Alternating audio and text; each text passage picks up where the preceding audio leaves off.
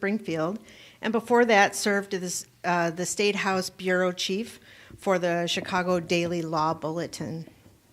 We are happy to welcome him here today as our forum moderator, and thank you for joining us, Brian.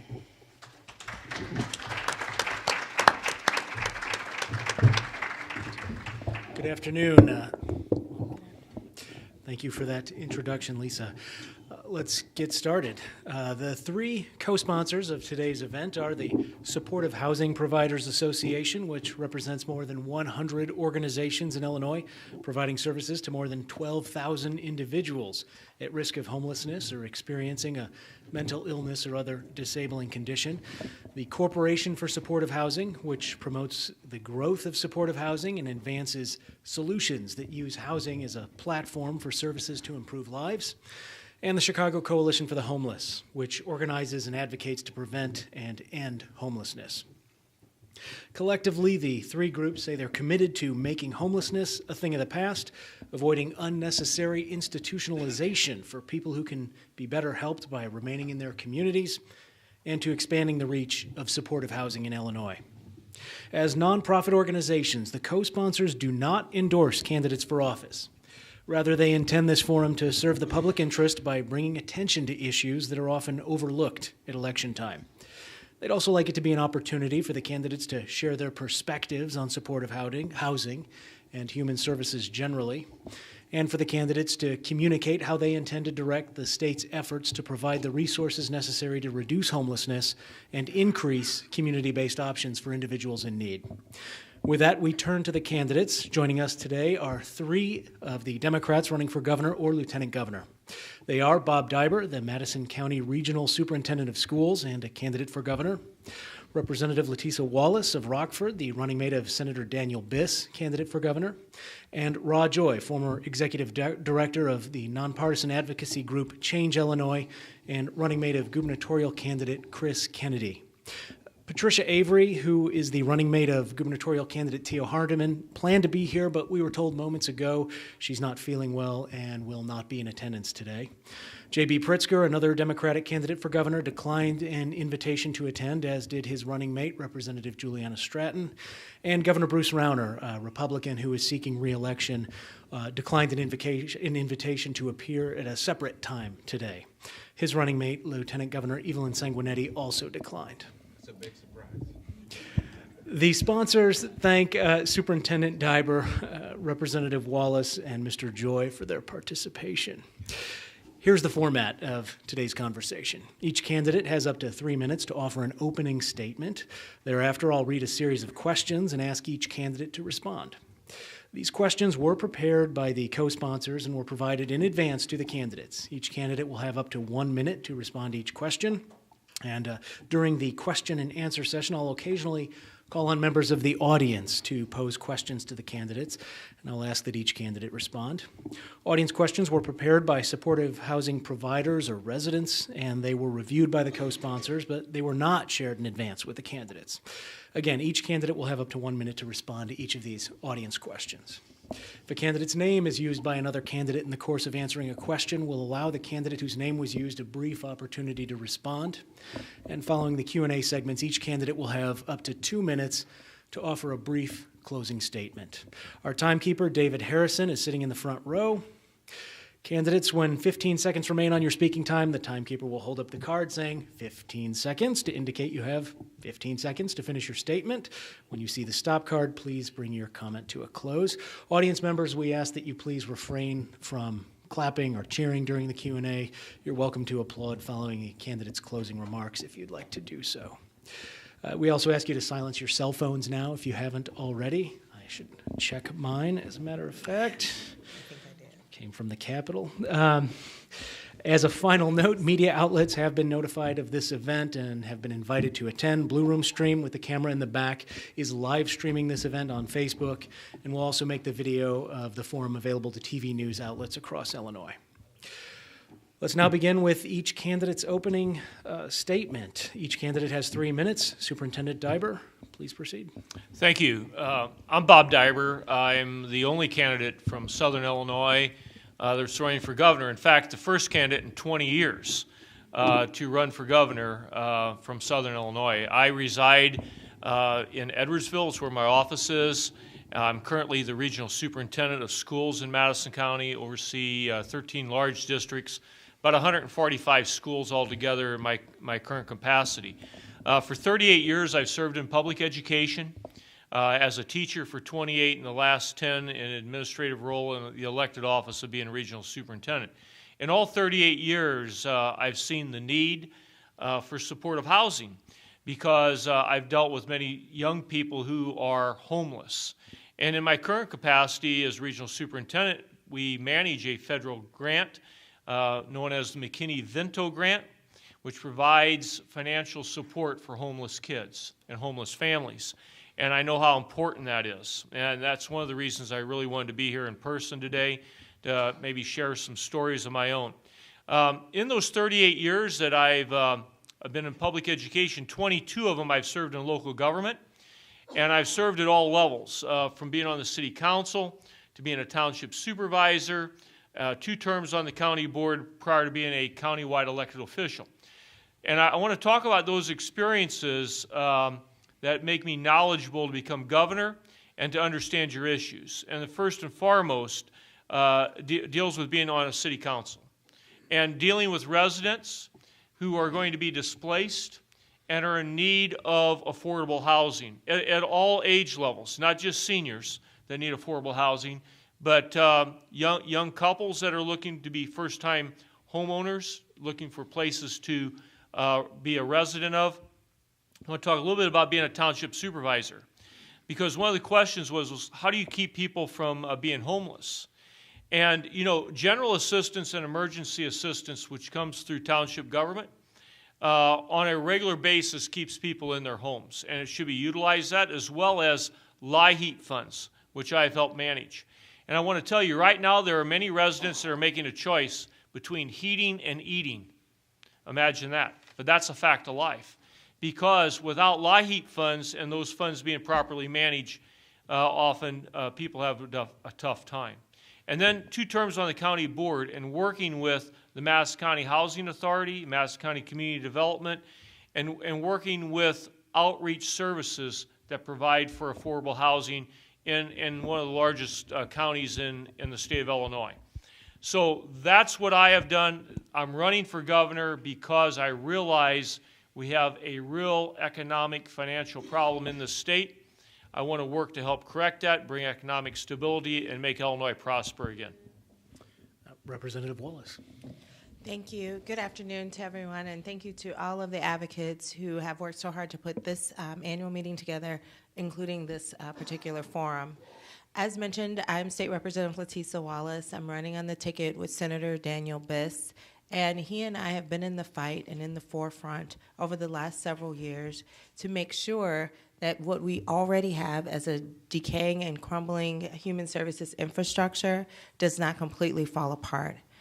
I'm not surprised either that our current governor declined to be before us at a later point, or before you at a later point, because for the last 2.5 years, I've been in an ongoing fight with him to make sure that we prioritize human services in the state of Illinois. And that's on top of the over 12 years or so that human services have been cut in the state of Illinois, or flatly funded. And when you account for inflation, that means cuts. Because of my personal experience as a person who's served most of her adult life in either human services or higher education, within 3 months of joining the General Assembly, I was appointed to be vice chair of the House Human Services Committee. And then this year, when I earned enough seniority, I established the Economic Justice and Equity Committee so that we can begin to continue to take on the issues that I believe are at the core of why we don't have the affordable housing that we need, why individuals don't have the living wages that they deserve. And again, we need to continue to fight for the funding that's necessary to provide the wraparound services that individuals need. My prior life, prior to coming to the legislature, included having been a mental health and substance abuse counselor and an educational psychology professor at Rock Valley Colleges and Northern Illinois University, as well as adjunct at University of Wisconsin-Whitewater. So this is my life. I've spent my adult life making sure that those who are marginalized, those who are on the edge of society because we push them there, either economically or through stigma because of issues that they face, I've fought to make sure that their voice is echoed. I absolutely don't believe that anyone's voiceless. I believe that we absolutely work to silence them. And I believe that it's my role and will be my continued role as Lieutenant Governor to echo and to magnify the voices of the individuals that you advocate for every day.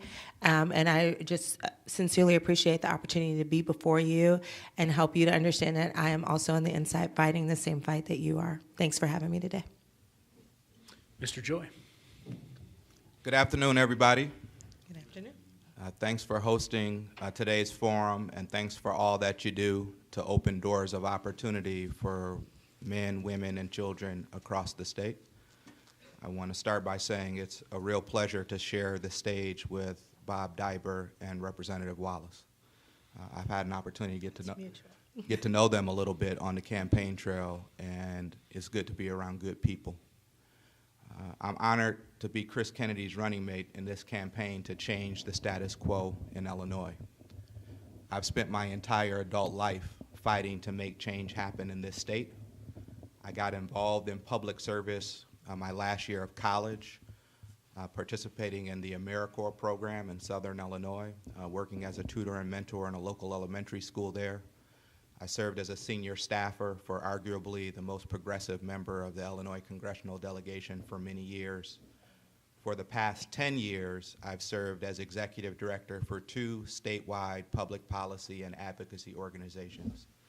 Most recently, as Brian mentioned, I served as executive director for a group called Change Illinois, the Coalition for Honest and New Government Ethics, where our focus was on improving our core systems of democracy and justice to make them more fair, functional, and inclusive.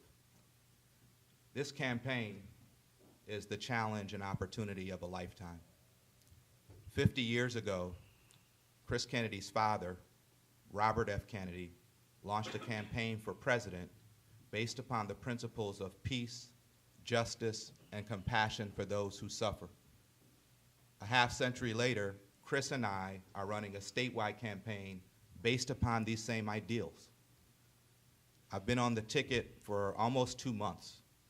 And in that time, Chris and I have literally crisscrossed the entire state, from the southernmost tip of Illinois to central Illinois to northern Illinois to all across the Chicagoland area.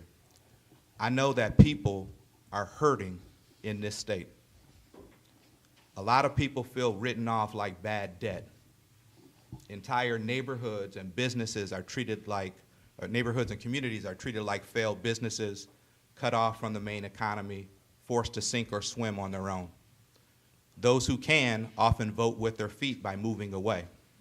And as a result, we have a crisis situation in our state. We have a jobs crisis, we have a justice crisis, and we have an education crisis in Illinois.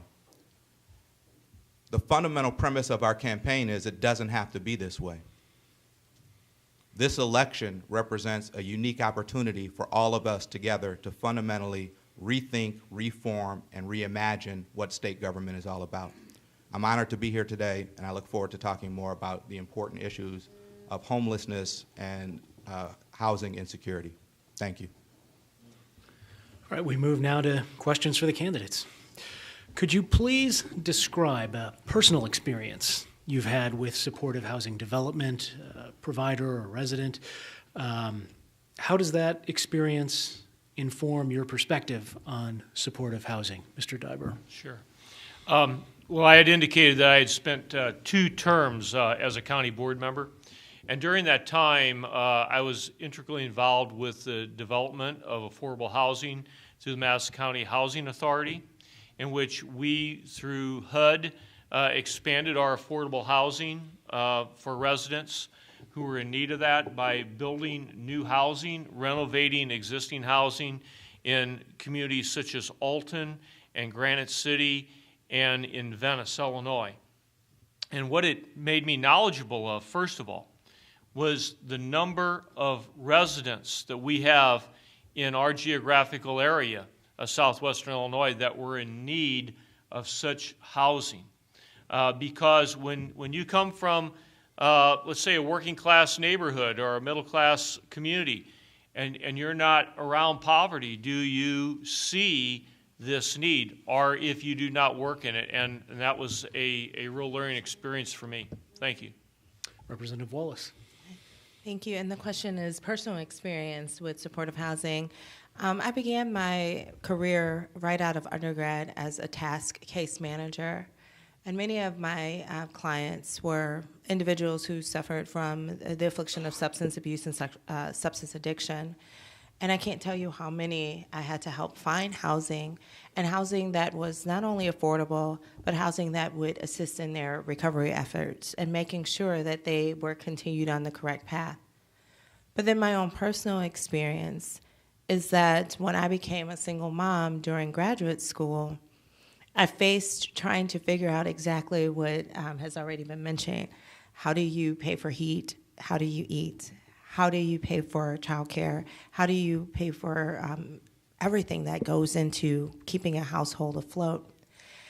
Were it not for student loans that have high interest that I'm still paying back, I'm pretty sure my son and I might have ended up on the street, because there was not a limited amount of affordable housing. So my personal experience has been as an advocate as well as a person who's found herself in precarious situations looking for housing. Mr. Joy. So my running mate who couldn't be here today has spent his entire adult life in service of others, including the most vulnerable among us, the poor, the homeless, and the hungry. He was a founding board member of the Chicago Alliance to End Homelessness. I think he served on their audit committee. So I wanted to share a little bit about Chris's background. For me, I have direct experience working with supportive housing providers, beginning with my service with Congresswoman Jan Schakowsky. I have a commitment to social justice, and I tell people going to work for Jan Schakowsky is kind of like wanting to learn Kung Fu and having a chance to go study with Bruce Lee. And so I had an opportunity to work with a number of organizations working to end homelessness in the Uptown, Rogers Park, and Edgewater neighborhoods of Chicago. And I've had an opportunity to work with some of the sponsoring organizations here today. All right.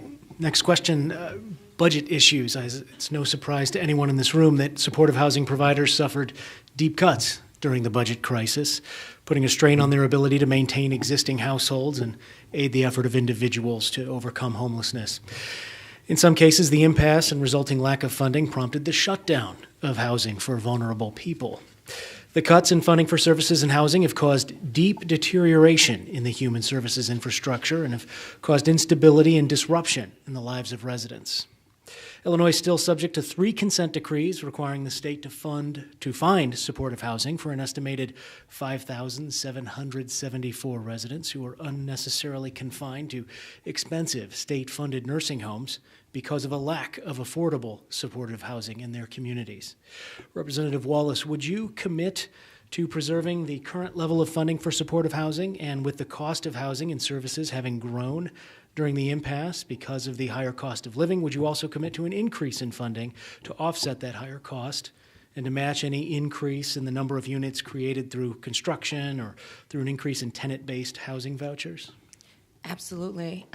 Daniel Biss and I are the only team on the ticket who've been in this fight over these last 2 years to keep what little we were able to get in the current fiscal budget. And we have prioritized human services and will continue to prioritize human services. And the way that we move forward to make sure that we increase what needs to be added, again, flatly funded for over a decade, we have to move forward with the progressive income tax. And our ticket is the only ticket that's been committed from the very start for many years to enact that tax so that we can prioritize funding for human services and education. Mr. Joy. The short answer is yes. I think the financial situation and the state budget crisis that exists in Illinois is self-inflicted. We've had an absentee governor who's manufactured this crisis. We have a plan to put our state back on the right track. We support a graduated progressive income tax to properly fund human services at the state level. Not only do we need to restore funding to an appropriate level, but we need to adjust funding for cost of living over the years. And so, yes, we fully support the restoration of funds. Mr. Diver. Yes, and I look at this as through a question. How did we even get to where we're at today? How did we get here? How are we worse off today in human services than we were in 2012? You know, why are we relocating people in Cairo, Illinois today? Why are we doing this? Moving residents out of Cairo, Illinois to other parts of the United States because we can't take care of our residents. So it's not just yes, but we have to do better. We have to not just reinstate some money. We need to look back as to where we were a decade ago, what we were doing when this state was whole, when we were serving our residents and providing for their care and their needs. What's happened in Cairo is disgraceful in this state. It's just disgraceful. And it's going to happen other places. Cairo is just the beginning of the erosion. The sponsors of this forum believe that housing is foundational for people who have been homeless and for those individuals and families who are living with disabilities, and that it's the platform from which human services can be delivered. So, Mr. Joy, is it important for the state of Illinois to address homelessness in a meaningful way, and if so, why? So again, the short answer is absolutely yes. Housing is a basic human right. I think if you look at what's happening in our state, there's strategic gentrification happening all across Illinois. It's happening where I live in Chicago, where Chicago has gotten smaller and wider. If you look at what's happening in Illinois, the state has gotten smaller, but household incomes have increased. We essentially are criminalizing poverty, and we're pushing people out. And that's contrary to the values that we hold dear. So housing is a fundamental human right. We have to push back against the effort to drive the poor and people of color out of our state, and that's what a Joy Kennedy administration would do. Mr. Diber. Well, one of my goals is that we will improve, the quality of public education. So how does this fit with homelessness? Well, can you imagine that a child does well in school when they are homeless, when they don't know today where they're going to sleep because they spent 3 days with their mom's boyfriend and now they need to move on, so they're going to go live maybe with their aunt for next week? What I'm describing is reality of what I deal with. You know, you wonder why some kids in school are angry. It's because they didn't get to sleep in a bed for 5 days. They had to sleep in the chair because their younger brother got the bed from wherever they were sleeping at. This is reality in Illinois, what I'm talking about. So what do we got to do for homelessness? We got to make sure that our young children have a home to live in if we want to improve public education in this state. And we've got to make a commitment to this, because what's happening is when we remove these funds, it has a trickle effect in many other ways. And Representative.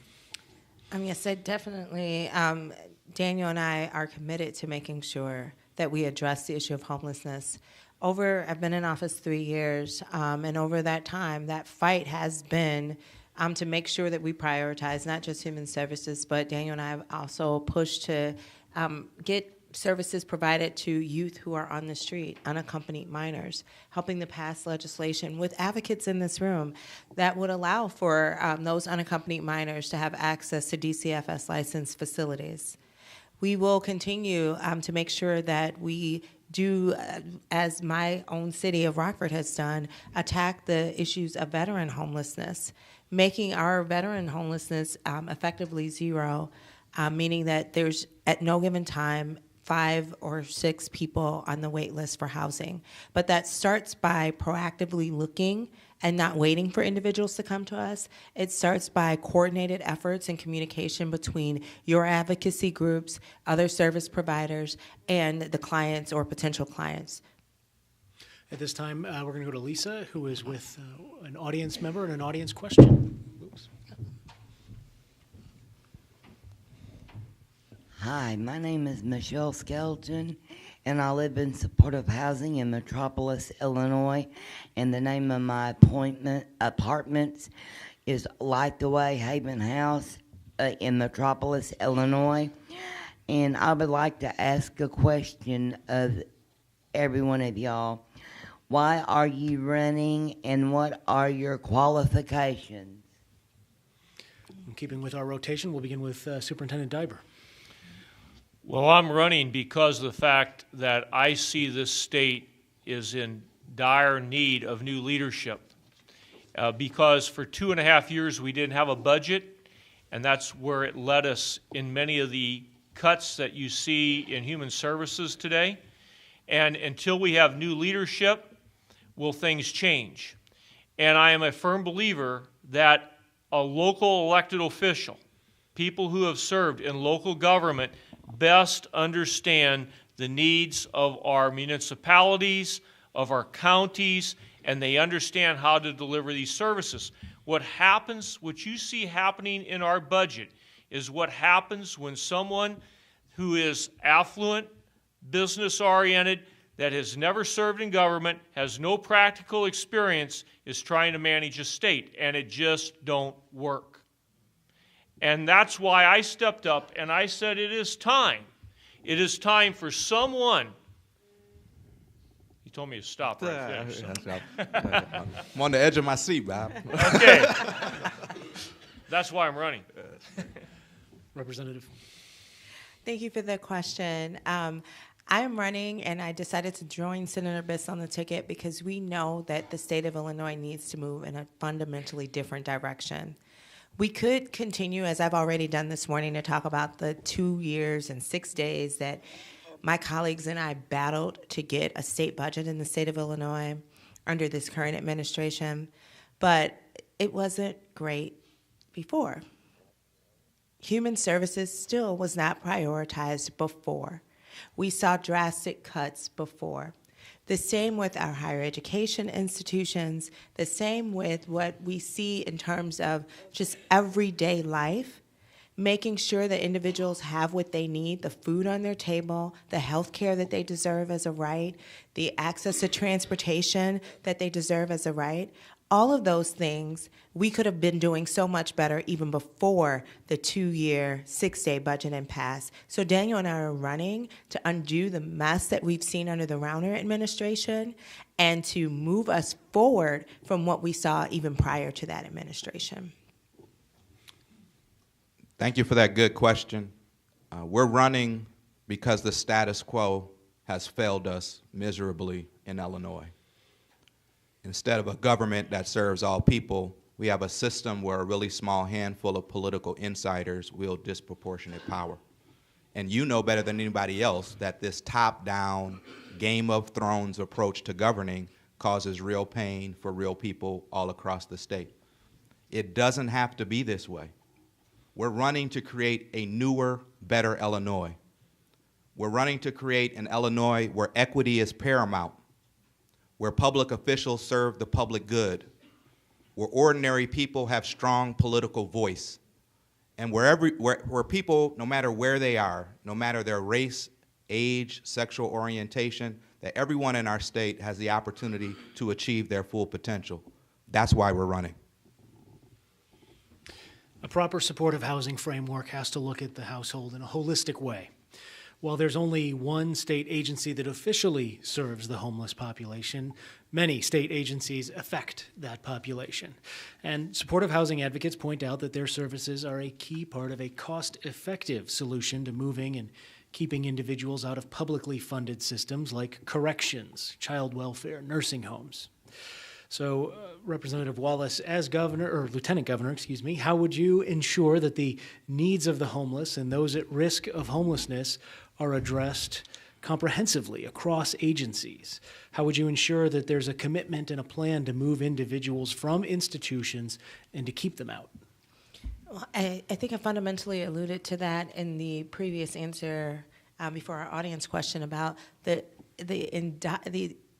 imperative need, the dire need for us to have cross-agency communication, for us to make sure that we have integrated technology that identifies those individuals who could use comprehensive services.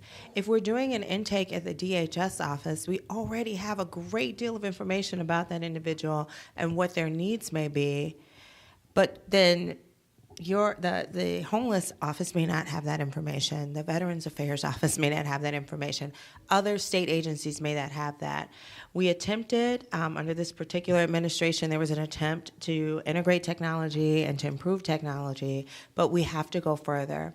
And then I think the most important step, honestly, is to make sure that we are following those federal consent decrees, that we do continue to work for living wages so individuals can afford even affordable housing, and that we continue to prioritize the dollars that go into the particular services that individuals who might face homelessness or who are homeless, we need to continue to fund those services and increase those service fundings.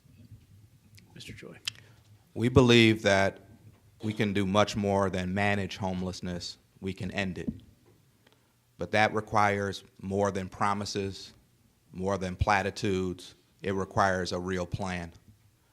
And as opposed to haphazard and uncoordinated decisions, a Kennedy Joy administration would put forward a robust, comprehensive plan, building upon your good work, building upon the Illinois Bill of Rights for the homeless, that looks at bringing in all of the relevant state agencies, the DOC, DCFS, DFS, DHS, ISB, Aging, and IDHA.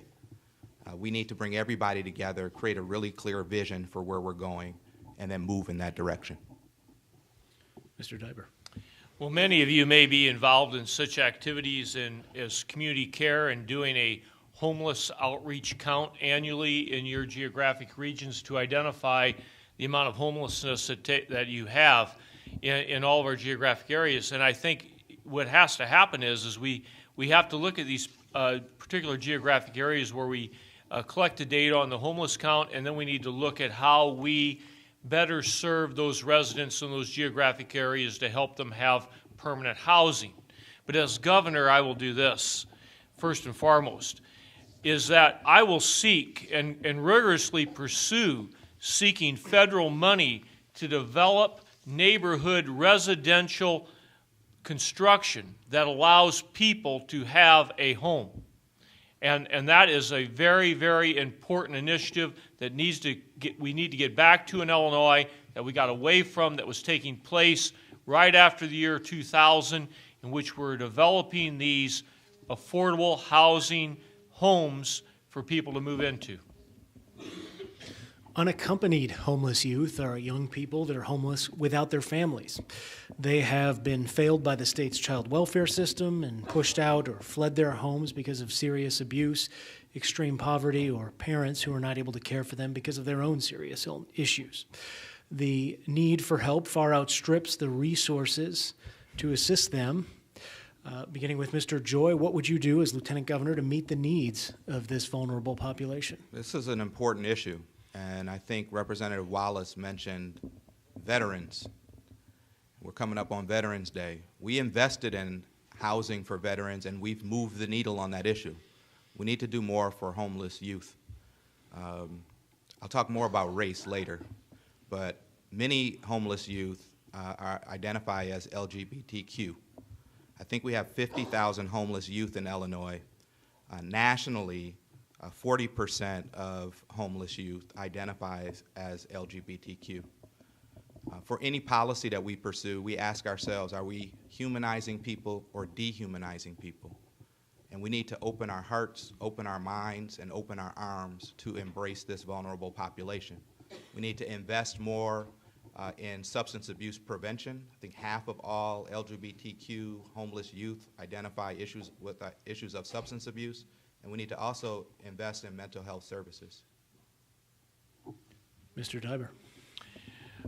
Well, currently, I have a count of about 1,200 homeless youth in my jurisdiction, and I'm going to tell you specifically what I do in serving these youth through McKinney-Vento funds. Okay, I see that every kid has new shoes. I see that every kid has medical services. I see that every kid has coats and gloves and school supplies and everything that they need to go to school and to be healthy. That's immediately what needs to be done, and we need to make sure that no federal money is withheld from flowing to agencies that are providing for homeless youth. What more can we do? I think in providing support services for homeless youth, providing mentorship programs for homeless youth, and I encourage you to visit a website of a program that I've begun. It's called give30.net. I'd like for you to go visit that. That's give30.net. Go to that website. It's a mentoring program to help at-risk youth. And I have right now just under 100 mentors. I need 1,200. Representative. Thank you.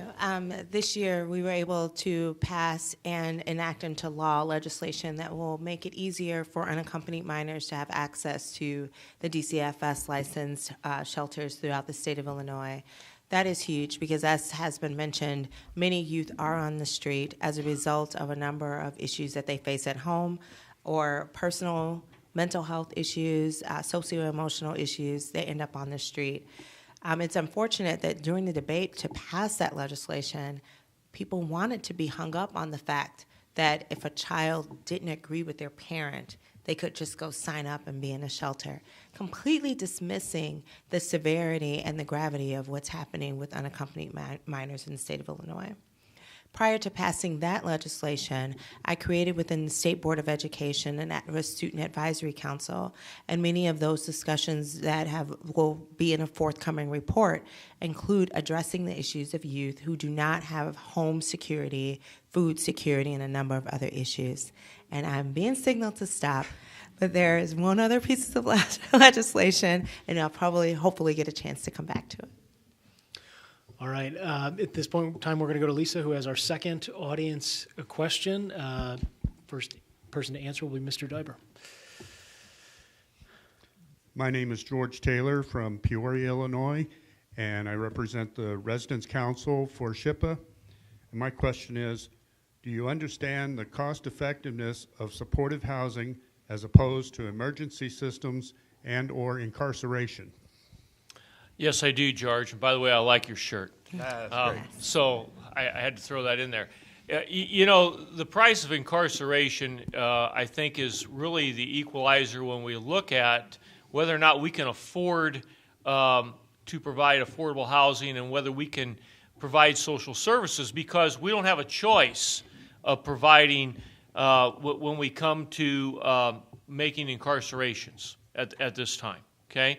So yes, I do understand that, and it is something that I wish that we correct and that we move away from, and that we provide a better lifestyle to avoid the other expense and the other alternative, especially to adolescents' lives.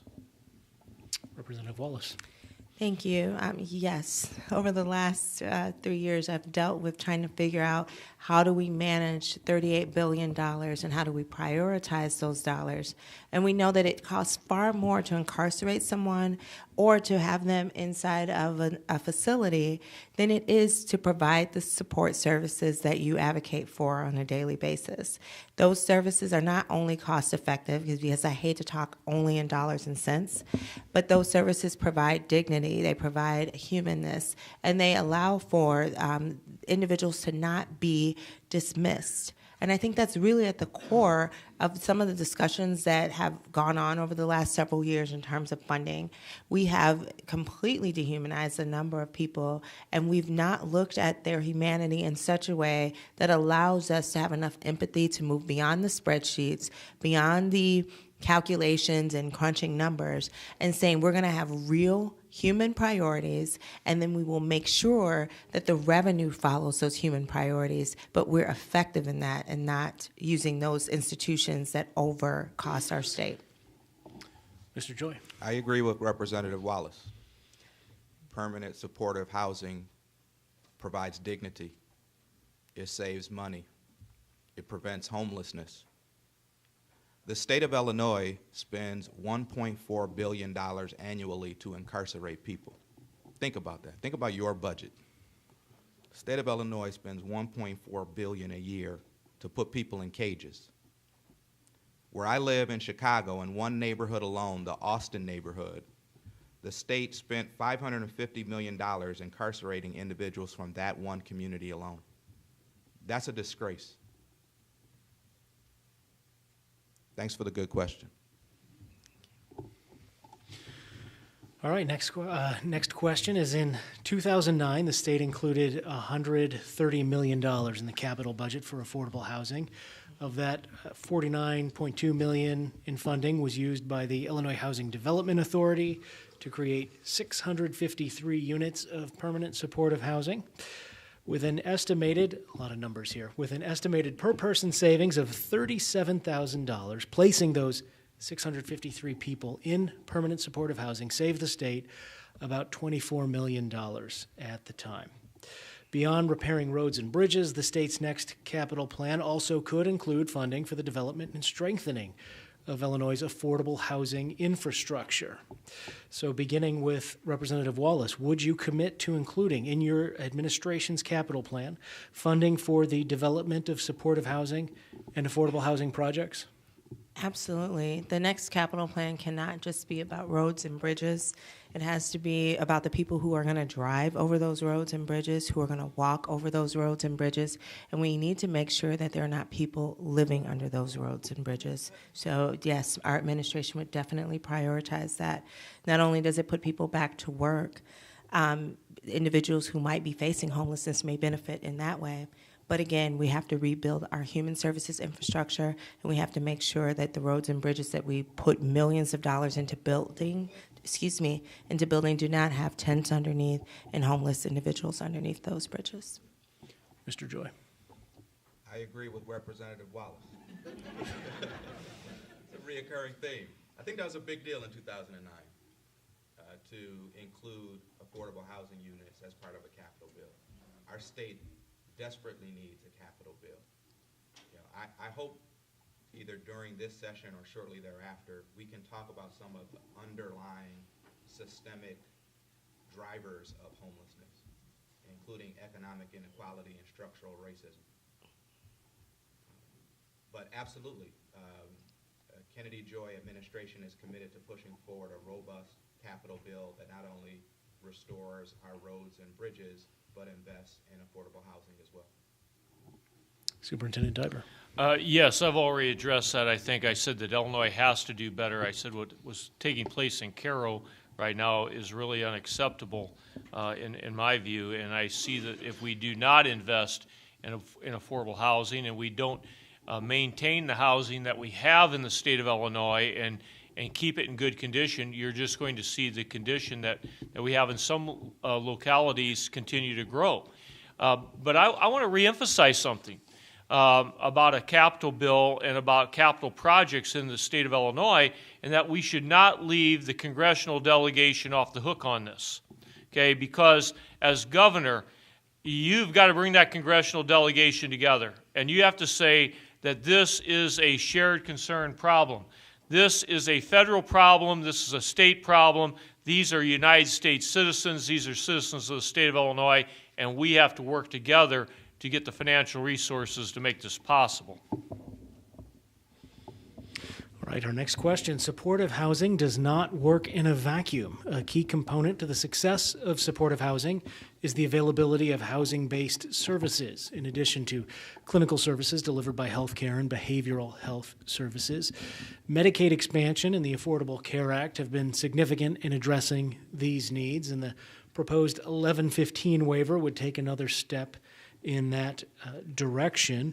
Beginning with Mr. Joy, with the federal threats that supportive housing providers are facing, how would you fight to protect these services and programs? How do you plan on using healthcare to address the large gap in needed mental health services? The first thing we need to do is push back against the assault on the Affordable Care Act. Absolutely. Again, Absolutely. Bruce Rauner's been absent on this issue. Just as we believe that housing is a fundamental human right, we believe that access to quality health care is a basic human right. There is some news on this issue. I think just 2 days ago, there was a press conference where CMS reaffirmed their commitment to making the 1115 waiver process easier for states. It's really important that we step up to the plate. I think Governor Quinn helped move the needle to make it easier for providers to submit reimbursements to Medicaid. And with the opening of this door, our administration would push that through and get it across the finish line. This funding is essential to expand access to supportive housing services. If California can do it, if other states can do it, we definitely can do it here in Illinois. Mr. Dimer. Well, I have a real concern about all homeless people health care needs. You know, and I do support the Affordable Health Care Act. But to get legislation often to make things possible doesn't solve everyone's problems who are sick and who are in need of immediate care over periods of time, because you have these debates in the legislature and some bills pass and some bills fail. But what will work is what I have proposed, and that's community outreach health programs for immediate care. And we work to develop a model program of this with Alton School of Dental Medicine, in which over 1,000 kids on Columbus Day had free dental care. Got fillings, extractions, cleanings, etc. We have university systems throughout the state of Illinois that we are funding, and we're going to fund better, and we can gain great health services from our university clinics right now at no additional cost. Representative Wallace. Thank you. I've had the pleasure as the Vice Chair of Human Services to help to oversee hearings related to the 1115 waiver and give as much input as possible to the Department of Healthcare and Family Services so that we're making sure we don't leave people out.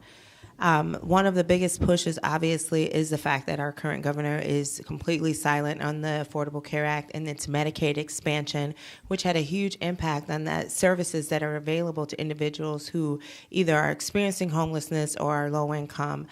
So we will, Daniel Biss and I will continue to make sure that that is prioritized.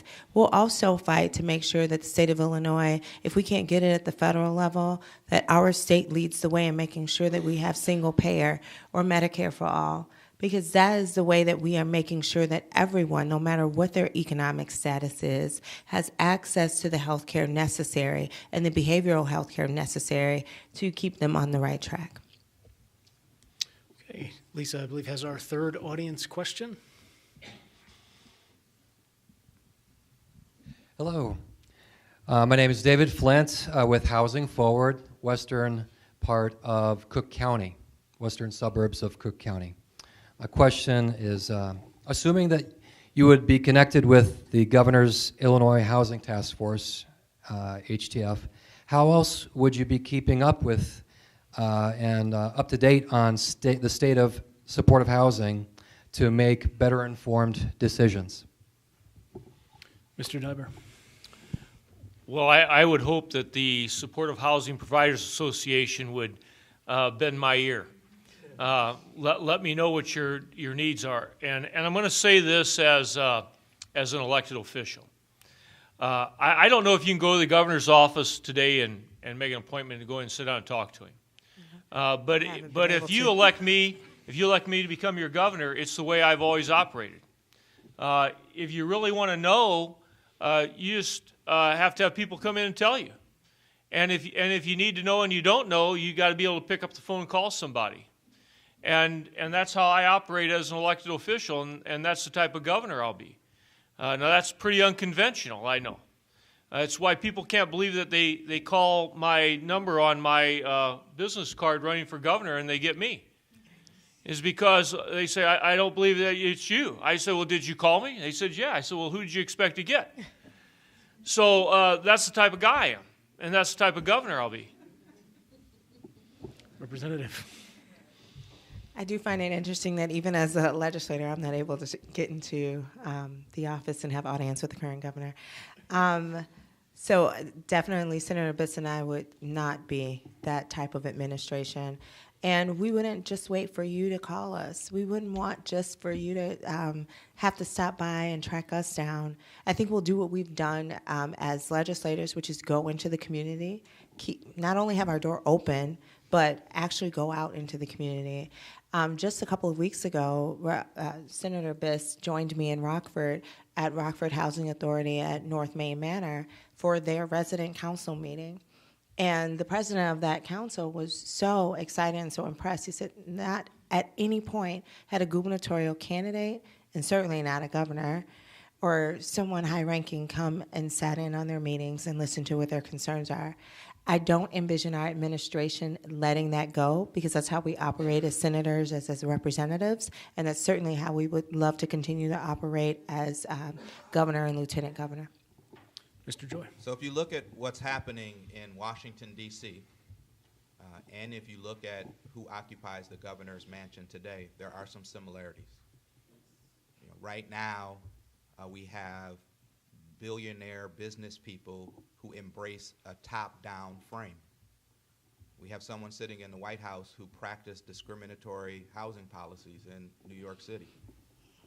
We have someone in the governor's mansion who not only is he not accessible, he hasn't stood up for ordinary people. Our campaign fundamentally is about putting people first.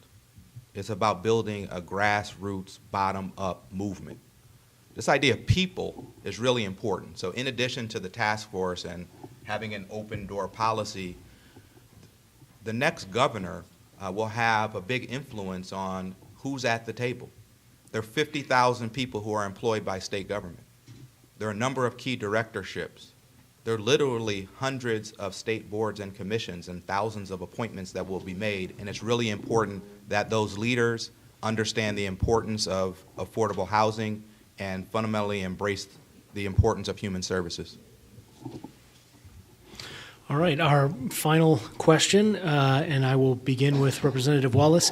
How would you work with HUD and other federal agencies to increase the flow of federal resources for both project-based and tenant-based rental assistance coming to Illinois? That's a great question, given the current administration and given the current housing secretary and the exact, they're lost as to what needs to happen with housing, and blatant about the idea to provide cuts or to limit resources. So I would continue to be the loud advocate that I have been over the last 3 years. As you can tell from my voice, I really do mean loud advocate. I lose my voice from time to time as a result of it. I have formed already great partnerships, starting with my best friend who was formerly the CEO of Freeport Housing Authority, is currently now the CEO of Rockford Housing Authority, and continue to make sure that his colleagues and I come together and advocate in Washington, D.C. for what has to happen to continue the programs that exist, to expand the programs that need to be expanded, and to make sure that the dollars return to the state of Illinois. We're a donor state. Yes. We deserve our money back, and we can do that with housing. Mr. Joy. You guys know what I'm about to say, right? We are a donor state. We rank 48th out of 50 states per capita in what we get back from Washington. And for the 5th largest economy in the country, that doesn't add up. So the solution, a Kennedy Joy administration would create a grants office to relentlessly identify and pursue public and private resources for affordable housing and basic human services. When I worked for Congresswoman Jan Schakowsky, that was my job. Right? And the office that we envision, there are several successful models in other states. But it's basically, we have to dedicate the resources to turn over every rock, bark up every tree, to quite frankly get you the resources you need to advance your missions and move the state forward. Mr. Diver. Well, I spoke about my relationship that I would have as governor with the congressional delegation in Illinois. I haven't spoke at all about my lieutenant governor, who's a social service provider from the west side of Chicago, and it will be an assignment of his as a chief responsibility to work with that delegation, to work with HUD, to make this happen in the state of Illinois, because something very, very important is going to happen in this next gubernatorial administration, and it is the 2020 census. And the 2020 census gives you your population count. And for those of you who have worked in county government, know that according to that census count is going to determine the amount of financial resources that you are going to get. So we are going to be sure in this next administration that we have the best count to get the most money to deliver the most services that you can provide in this state. All right, that concludes the question and answer portion of today's candidate forum. We'll now invite closing statements from the candidates. Each candidate has 2 minutes. Superintendent Bob Diber, please proceed with your closing statement. I've shared with you that I'm proud that I've been an elected official for 22 years. And I don't know that all elected officials say that they're proud, okay? But I am. You can call me what you want. You can call me a politician. You can call me a public servant, okay? But I'm proud of both hats. And I'll tell you why. Because I have served in public office for the good of people, for the service of young people, for the service of people who work in the public sector, and to build partnerships between the public and private sectors in the state. That's what I've done for 22 years. Okay? And I want to become governor because I believe that experience is a factor in understanding how you govern. You don't wake up someday and are good at something. It's from practice. It's from experience. It's from understanding compromise, collaboration, how you bring people together, how you make things happen. That's what I think I bring to the governor's office as an elected official. And I think it's so important because we are at a critical time in this state because of loss of services that we have seen, because of the needs of people in this state, that we have a different type of governor that's elected. And that's why I'm running, is because I believe someone who really understands public education, public service, is the person who can best lead this state. And from my experiences, I have that, I have done it, and I will do it, and I will do one thing that I've done in every office I've left. I leave it better than I find it. Representative Letisa Wallace. Thank you so much for allowing me to be here today and to represent the Biss Wallace ticket at this particular forum. I can only say that the plan is to continue to do what I've always done, which is to make sure that I prioritize those around me, prioritize human services, the priority of education, making sure that public safety is balanced with real criminal justice reform. I've been committed as an adult and certainly during my time as a legislator to social and economic justice issues, and that's the work that Daniel and I have fought for together in the state capitol. And I agree, it will absolutely take experience in this next administration to move the state forward and be transformative. And the Biss Wallace ticket is the most experienced ticket. We have the most experience in state government. We have the greater understanding as to how do we make sure we advocate at the federal level for the citizens of Illinois. And we also will have the relationship with the legislative branch, which right now, the relationship between the executive and the legislative branch is disrespectful. It is one that does not allow for the citizens of Illinois to be put first. It's an adversarial relationship. But when you have individuals who are coming from that body, the executive branch and the legislative branch will work together to make sure that the needs of those that you serve are put first, and that the needs of you yourself as a citizen of Illinois are put first. And again, those who are not in this room, all 12.8 million citizens of the state of Illinois will be put forth in an experienced Biss Wallace administration. Mr. Rajoy. So thanks for, again, hosting today's forum and for all that you do for people across the state who are facing hardship and adversity. everything we care about in this state, from housing to health care to education to the economy, everything's being held up by the dysfunction and the corruption that exists in state government. The truth is, the promise of a representative democracy is badly broken in Illinois. And this broken system is causing real pain for real people all across the state, from the boardroom to the classroom to the kitchen table. It doesn't have to be this way. We have the power to change our core systems of democracy and justice. We have the power to put people over politics. Fundamentally, this is not a political campaign to just change the next governor. This is a movement to change the political culture that exists in our state. We're running to make our democracy more democratic.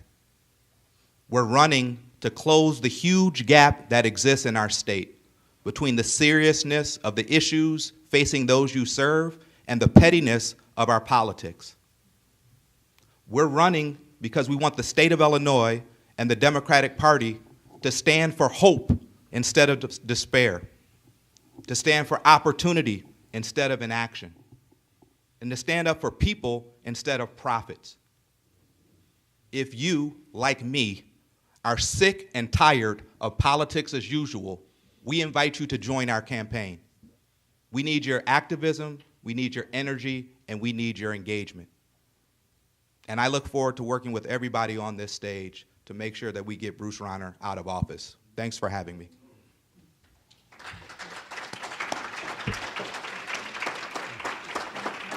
All right. On behalf of the co-sponsors, I thank Superintendent Diber, Representative Wallace, and Mr. Joy for speaking with us today and sharing your thoughts and plans relative to supportive housing and other critical issues facing the state. We truly appreciate your time and consideration. Co-sponsors also thank supportive housing residents and providers and other audience members who took the time to travel here today and participate. Thanks as well to audience members tuning in via the Facebook live stream. The organizers hope you agree that this experience was helpful for promoting a dialogue about supportive housing, the challenge of combating homelessness, and the related policy considerations. It's the desire of the co-sponsors that this discussion will continue well into the coming election cycle and beyond. This concludes the candidate forum. Best wishes and safe travels to all. Thank you all. Thank you.